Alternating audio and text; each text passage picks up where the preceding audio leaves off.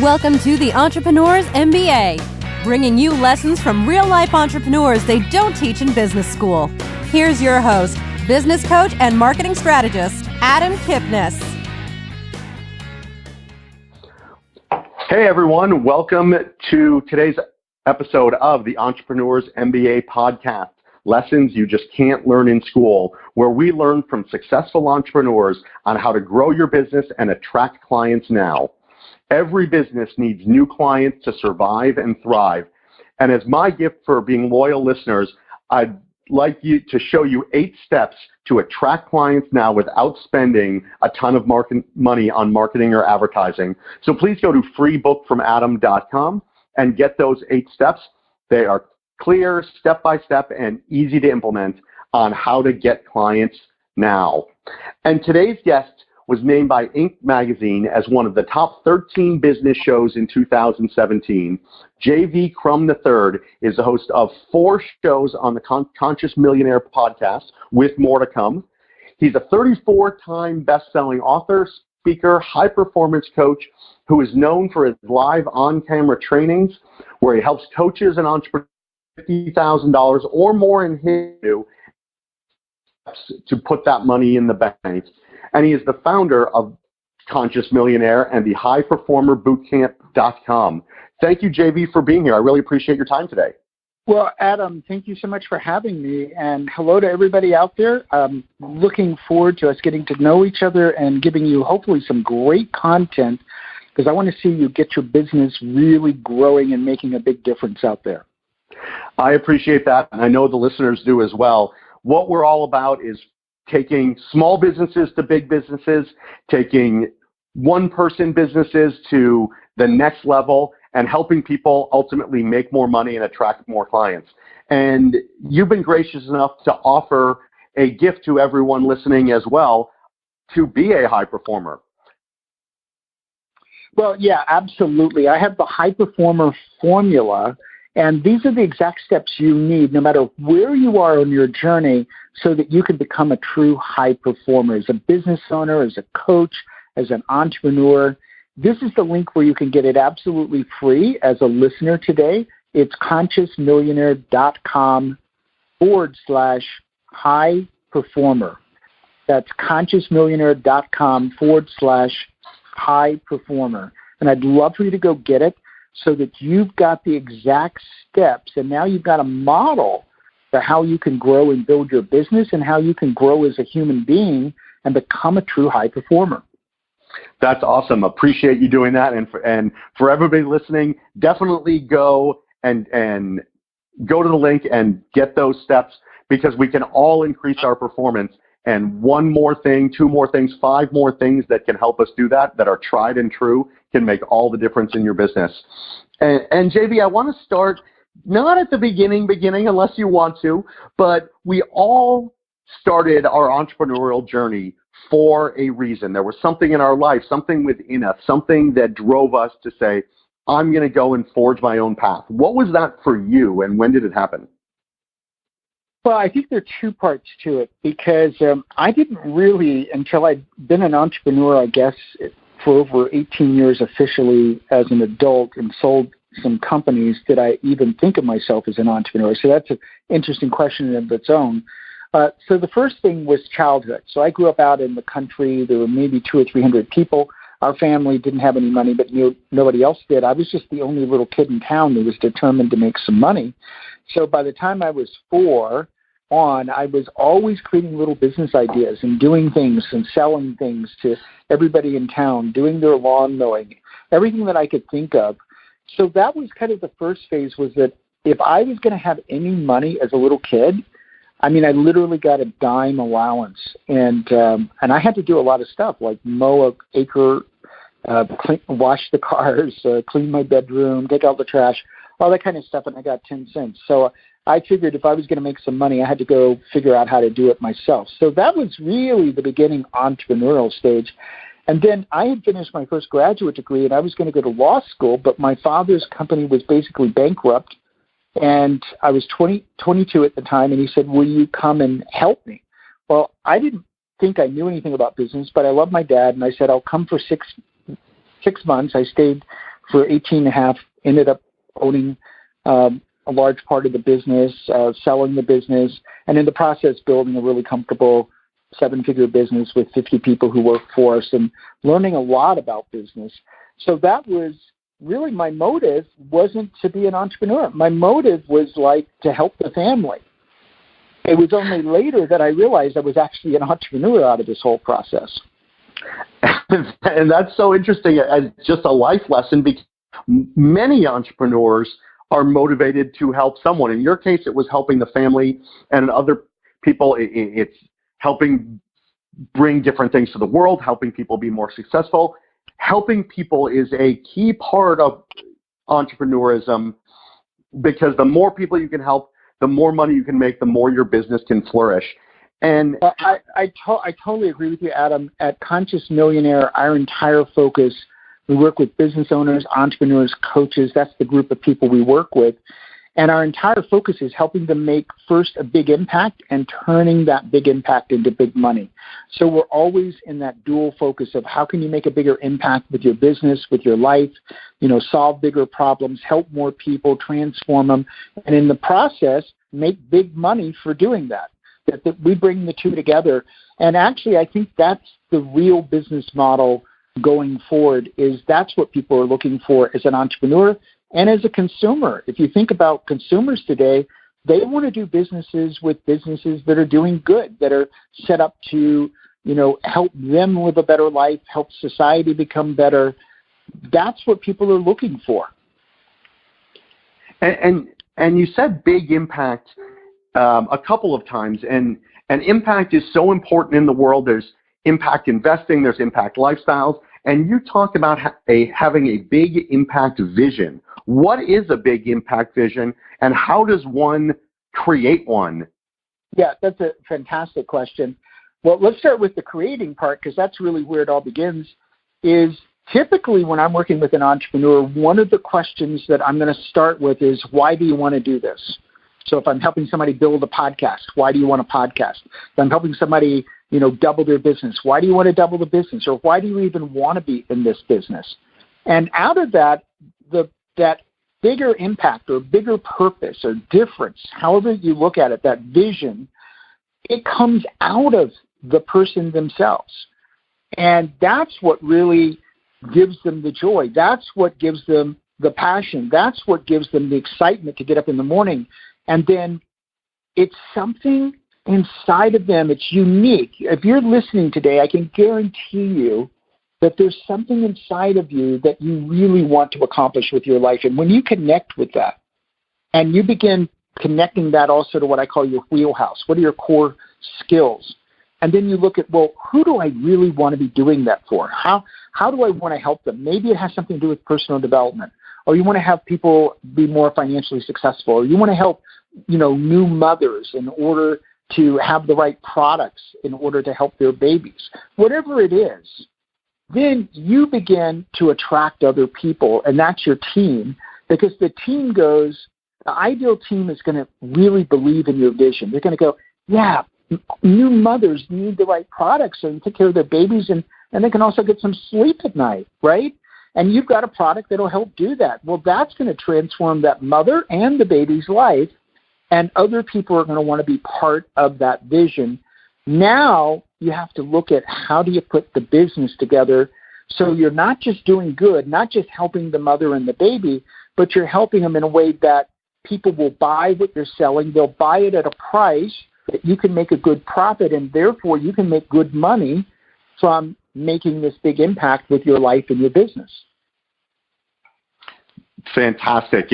And that the impact is huge. And when I meet entrepreneurs in my business, whether it's through my one-on-one coaching or my online program or my podcast here, one of the hardest things for some entrepreneurs to be able to say or speak or get people to understand is not what they do every day, but the result that the client or the buyer of their product is going to achieve.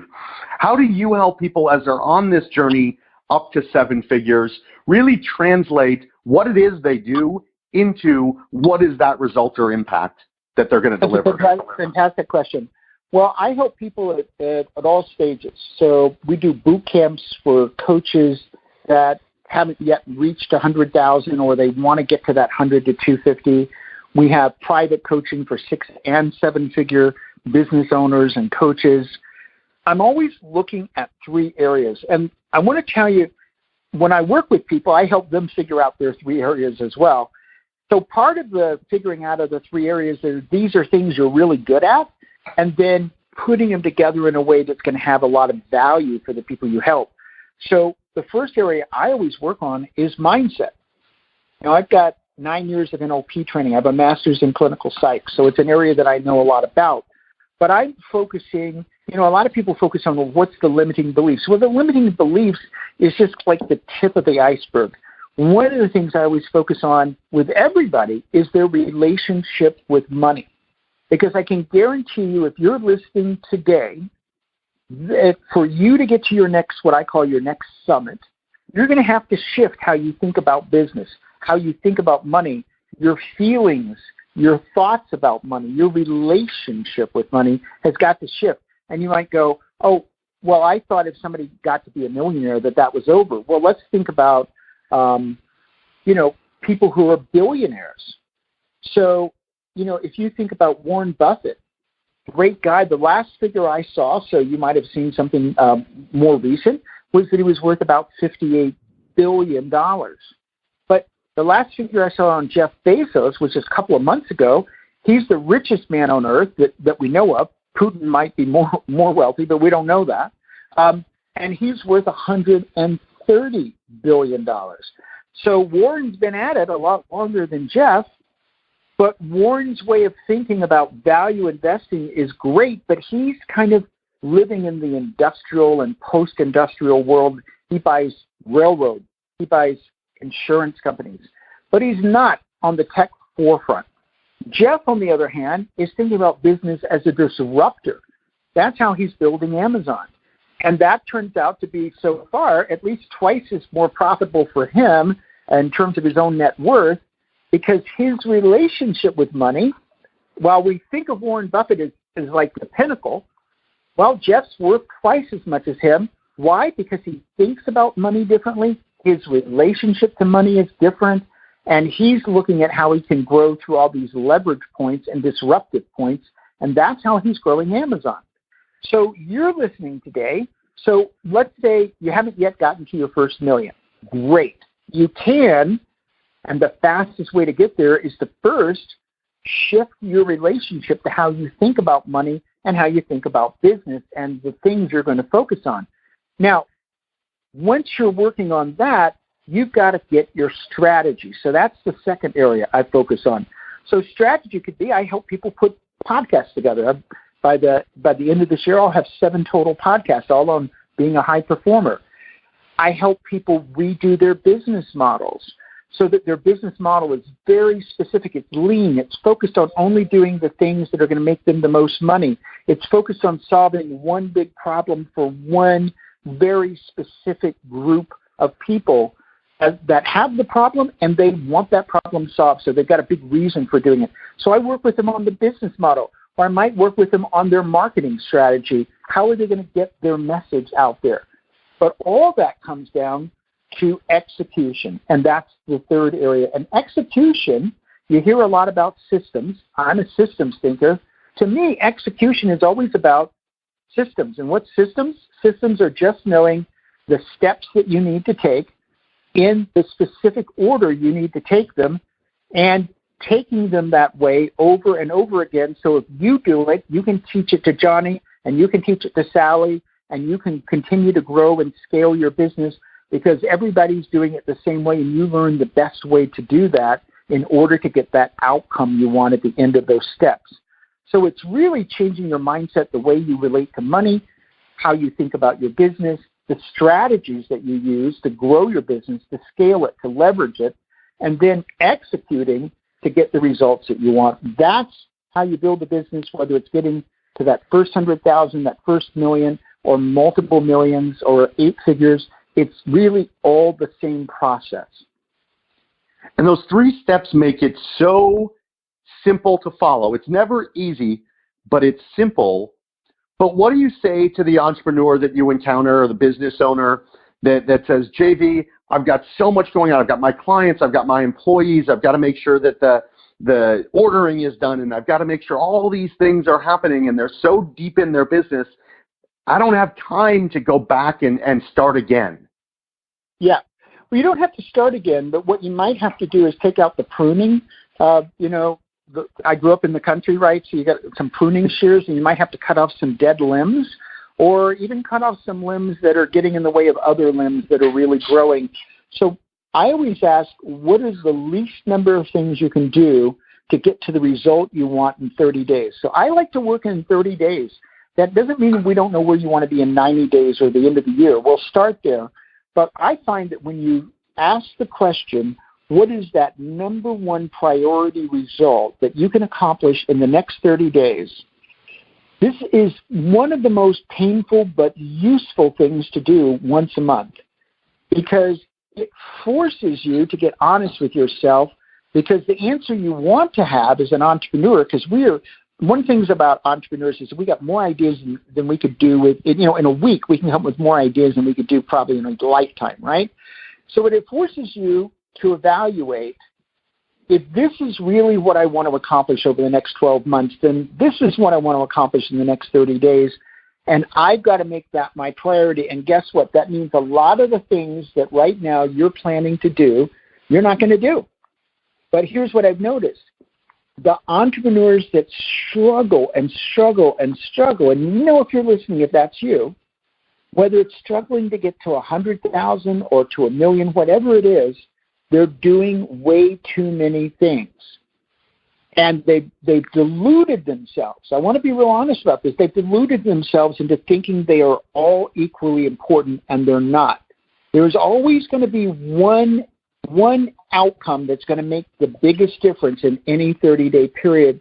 And your job as an entrepreneur is to determine what that is and then make that your obsessive focus for the next 30 days for your team, for your business, and you will get to that outcome. Your probability is very high to get there, and you're just going to have to let go, which is one of those things, that's a learning process. You're just going to have to let go of the other things and say, if they don't happen, it's okay. Because what's most important to move my business forward is that I accomplish this one outcome, and so I'm going to be obsessive about it. And it's about figuring out what it is you want and then breaking it into small chunks. Right. It's always great to have somebody who thinks like I do when I'm working with my clients, and I'm all about client attraction. How do we attract more clients to your business? And my clients always say, I need X this year. And I've got to change their thinking to, no, you need one client now. And once you get one client, then you need one more. And so it's the same line of thinking of really coming down to what is it you need to do today to move the business forward. I agree. It's about immediacy. And I watched a lot of people. I remember I went to an event, and I was in a mastermind, and the guy I was rooming with, he had been working on his just detailed technical back end of his business for a year, but didn't have a single client. And we all told him the same thing. Stop doing this, because you're building the empire and you don't even know what the empire is really going to look like, because you need to get out there. The best feedback you can ever get is from the marketplace, because you can sit and think, well, this is really what people want. But if nobody's buying it, either they don't want it or they don't like the price, or you haven't communicated something to them that they need to hear in order to know they want to buy it. But the marketplace is telling you something has to change. You can't figure that out if you're trying to do 10 different things and having it all on paper. So if one of the things you need to do is go get cash flow, that's the fastest way to get cash flow is you've got to get clients, got to get sales, got to put money in the bank, then that should be what you're focused on. And I agree with you, Adam. It's one client, and then you get the next client, and then you get the next client. And guess what? It doesn't just get easier, but it gets faster, because as you get each of those clients, you begin to notice distinctions about what you said, what you did, what the headline might have been, how you went about it, and you'll go, oh, well, this seems to work really easily, and this part didn't seem to work at all. Well, guess what? Try the part that worked really easily the second time. So you're in a constant iteration learning curve, and then what's fun about it is I don't know anybody who doesn't like to put money in the bank who's an entrepreneur. So the great thing about getting clients is you get to see the money go in the bank. Right. I mean, right. Let's be serious. I mean, you're going to be making a great impact with them, but you got your reward up front of seeing, oh, I've got money to run my business. I can pay my bills. You know, I can pay my mortgage. A lot of times that's the problem you have to solve on a financial level, and it's great to see yourself solving it because then you believe in yourself at a different level. Exactly. If you getting your first client, whether it's your first new client starting tomorrow or it's your first client ever, that there is never a better time to pick up the phone and make another call after you get a client because your confidence level is so high. So I want to come back to the beginning where you talked about high performer and the steps to being a high performer. Can everybody or can anybody be a high performer? You know, that's another great question, Adam, because I'm a guy who's going to tell you the way it is. There's a big difference between the question, can everybody, and will everybody?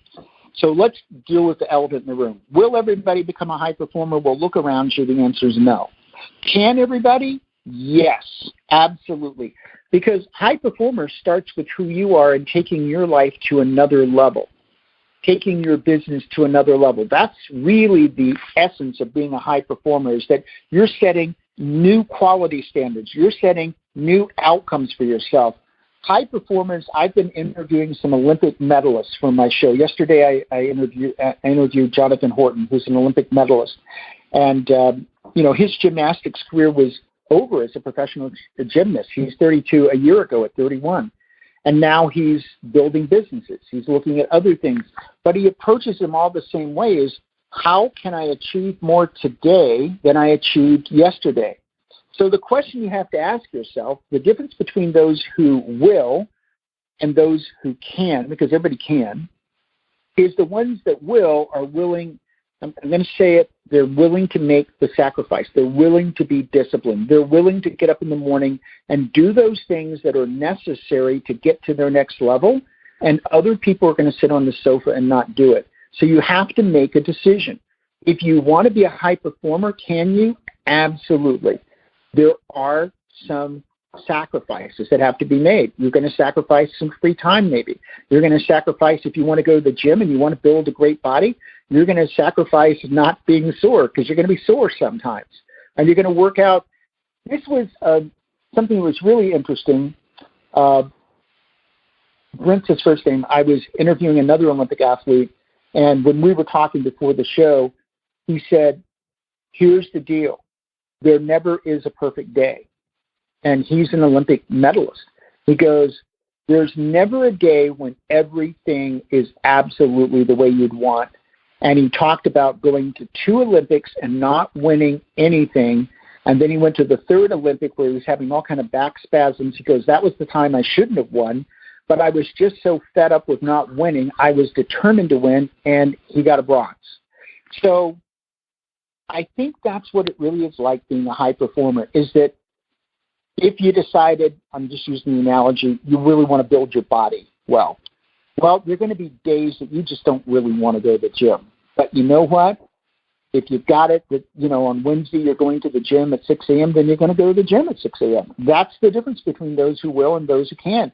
There are going to be days when you're going to say, it's scary today, and I don't feel like picking up the phone and calling anybody to get them as a client. The difference between people who are going to get clients on that day and people who aren't, or the people who are going to go ahead and pick up the phone even though they don't want to, even though they're feeling kind of scared that morning, even though they'd rather do anything but talk to people that day about becoming clients, they're going to pick up the phone and call them. That's the difference between will and can. Wow. That really outlines it. And one of my coaches always says, in business, if you have 50 good days a year, 50 out of 365, you'll be a millionaire. And it's knowing that not everything works, not every day is going to be perfect, like you said, but if you keep at it and be disciplined and have enough of them, 50 good days a year will make you a millionaire in your business. So when you're working with your coaches and your entrepreneurial clients, and they're going through one of those ruts, or I had Jonathan Horton on this show, he a great guest, and he came back from probably one of the worst days a gymnast could have and rededicated himself and said, all right, that was awful. I'm going to rededicate myself. So when your clients come to you and they're having one of those bad days, how do you keep their head in the game? How do you work with them to know that tomorrow's another day? Yeah, I think that's a great question. So what I do is I refocus them on accessing a positive state inside of themselves. So I have 9 years of NLP. So I'm going to pull out the NLP card on those days, and I'm going to get them connected to a positive moment in their life that was a positive state, and I'm going to get them anchored to that and have them repeatedly anchor to that positive state and then become resourceful. Because really what happens to us is on the days that we're kind of off, we're in a non-resourceful or kind of a negative state. And if we stay in that state, we're not going to accomplish anything. So we've got to break that pattern. And sometimes we're like going, I don't want to break that pattern. I'd rather just sit here and be miserable. And it's like, yeah, well, okay. So you want to be miserable? You want to achieve something today, or do you just want to waste today? So sometimes you have to kind of get in somebody's face. And I always appreciate when people get in my face, because let's just be honest, we got to call the elephant out, and we got to say, you know, this is what's really going on. So let's change states. And it's amazing when somebody changes states in 5-10 minutes, once they get into a positive, resourceful state and a reference point of a time they really were successful, and we all have those reference points, all of a sudden you start feeling more confident and you're excited about picking up the phone and dialing for money. That's exciting. And a few last things before we wrap up. One is you've got 4 podcasts. You're going to launch 3 more, so you have 7. And you help people build their own podcasts. You have a roadmap for people to build their own podcasts. How can a podcast like this, or a podcast like yours, or one that you coach your clients on, lift a business? And more importantly, how do people take a podcast or a platform, whether it's a radio show or speaking or whatever, and utilize that to actually make more money rather than just use it as to put their name out there? Yeah, I think that's great. I have a 9-step formula, so I'll talk just briefly about the first 3 steps, because that's really going to answer a lot of your questions. So the first step, everything I do with anyone, I always start with the why question. Why are you doing this? And the why question is really, what's the outcome you want? If you think about it, why leads to some kind of an outcome. So we get clarity about that up front. What's the impact you want to be making? What's the money you want to be making? Do you want to be building your brand or your personal brand? Do you want to be promoting a cause? What's this about? Most people never spend that kind of time to figure those things out, but that's really your foundation. Without it, you really can't make any decisions about your podcast. Then what I always do is I review with them, and sometimes we substantially redo their business model. So their business model is very crisp. It's very clear. We know exactly who their market is. We know exactly what impact and problem they're solving, exactly how they're solving that problem, what they have to offer. And we get that clear first. We haven't talked about podcasts really yet. Now, the third step is we're going to take the podcast and build a model for that podcast that's going to allow them to use the podcast to get the outcomes they want. So it might be a certain kind of money that they want to make. Okay, so where's that money going to come from? Is it going to come from them having advertisements for their own lead magnets that lead to a product or a program? Is it going to come from how they choose their guests, or are their guests going to ultimately become clients, and that's who they want to have? Or is their guest going to ultimately be someone they can do a JV partnership or an affiliate partnership with? Why did they choose one guest over another guest? They got to have clear criteria for that and what you want out of the show. And all of that's got to be clear before you ever get to step 4, which is designing the show itself. What's going to happen on the show? What's the order? What's the sequence of events? Are there questions that are going to be asked over and over again? How long is it? I call it the radio clock. So I have 4 pages for my original podcast, and I know exactly where I should be, what phrase I should use, how I'm going to go out, how I'm going to come back from a commercial. It's all written down, and I know exactly minute by minute where I need to be to finish that recording in 27 minutes. So I help them really design everything about their podcast and their business so that I look at it this way. The podcast is a growth engine that fits inside the business model, and it's designed to maximize your growth. And if that isn't what you're doing with your podcast, then you're not getting everything out of it that you could. So it starts with how you design things. That's tremendous advice. And so for all of you listening to podcasts that have thought about doing one yourself, I think those are great places to start, because it's not about the podcast. It's about what it's going to do for you and why you're going to do it. So 1 or 2 more questions, but this one's a big one in terms of just learning the entrepreneurial world, learning from other people. They say what a wise man learns from his own failures or his own problems, and a genius learns from other people's. If you look back, whether it was your 18 and a half years in your dad's business or whether it's the things that you've done since, what is one of the biggest lessons that you learned where it wasn't successful or you did fail? What did you learn and how did you bounce back? Yeah, it's a great question. So I'm going to go back a ways because it was such a powerful learning. So by 25, I'd become a millionaire, bought the new 4-story home, had the Mercedes. It's only been the last few years you see Mercedes all over the place. They were like Bentleys initially. And so I'd accomplished a lot at 25. And within 3 years, so I'm going to give you 2 lessons. Within 3 months, I was right on the water, and I was at home. I was looking out my living room because the whole wall was glass. And I realized something was wrong. I said, something's wrong with this picture. And in about a minute, sometimes in life you unravel. And usually when you unravel, it's unexpected and it happens really quickly. And that's what happened for me. Thankfully, I was alone. And I unraveled. I said, wow, I don't even like myself. I'm horrible at relationships. And all I've learned to do is make some money, but I feel miserable. And I don't really even like my life. This is a nice home. And I was astonished that I'd even said those things, right? Because they'd been pent up, I guess. And what I realized was that my little boy dream was I'd grow up and be a millionaire, and that it was an incomplete dream. It was a dream that came out of growing up in a family that didn't have any money. And there were times we didn't know where we were going to get dinner. And it was just the way I grew up. And I said, I want to grow up and be like this. I want to grow up and live a different life. But as I put it, I had just enough money early enough to realize that actually wasn't the deal. That what was the deal was having money in a way that was meaningful, and that I felt like what I was doing every day, waking up, made a difference somehow. But it took me a journey of, going to Wayne Dyer and sweat lodges and spiritual retreats and Tony Robbins and, reading all these books. And what I realized was missing is I didn't have a driving purpose. And so here I was, financially successful, but without a driving purpose. And then I ended up saying, no, it was my choice. I sold the companies. And I went off to find something that I should do with my life that would be a bigger calling. So we kind of started early in the show about having an impactful vision.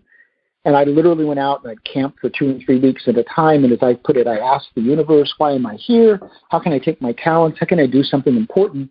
And there was that moment that Conscious Millionaire came into my consciousness, literally an inspired thought. I actually saw the words Conscious Millionaire in my forehead, got a tingling in my spine, and I said, that's it. And it was.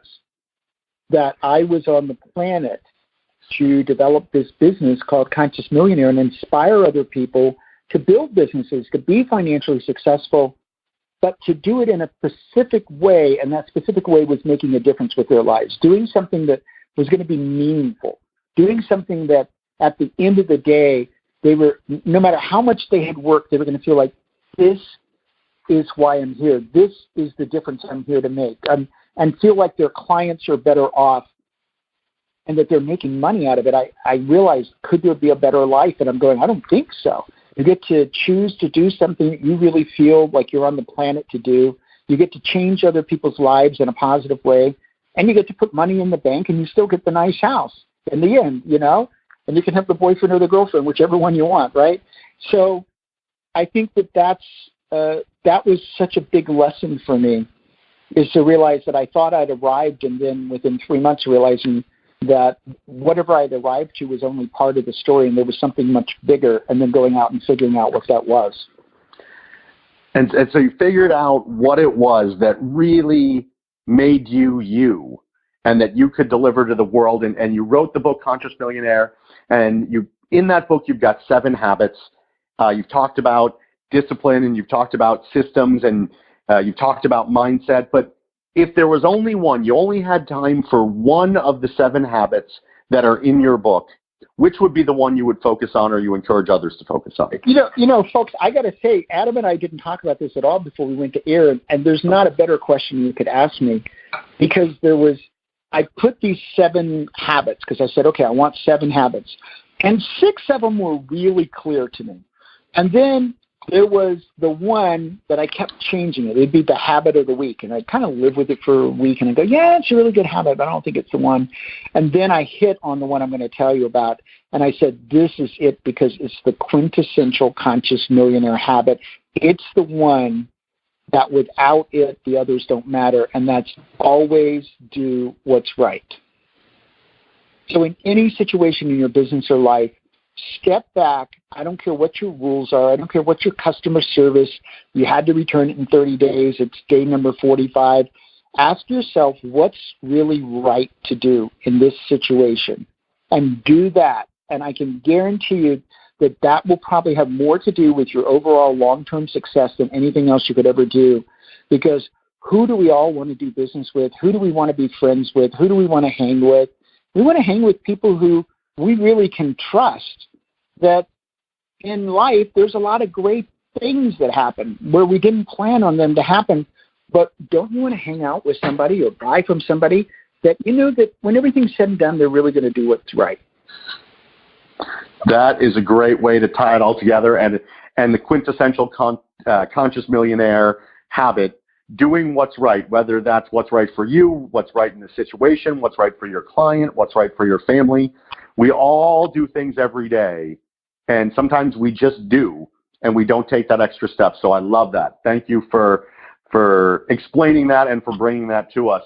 And to everyone listening, definitely go to consciousmillionaire.com/high performer for JV Crum III Steps to Being a High Performer. Thanks, JV, for being here. I appreciate the knowledge and the information and just the strategies and ideas that you gave to us today.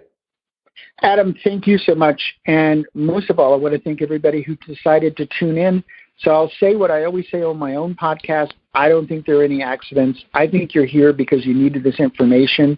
So my challenge for you is take one thing that you heard today and put it into action this week to change your life and change your business. I couldn't agree more. Thanks, JV, for being here. Thanks to everyone for listening, and look forward to having you on the next episode of the Entrepreneur's MBA podcast. You've been listening to the Entrepreneur's MBA. Download Adam's free book, How to Make More Money in Your Business, at www.freebookfromadam.com.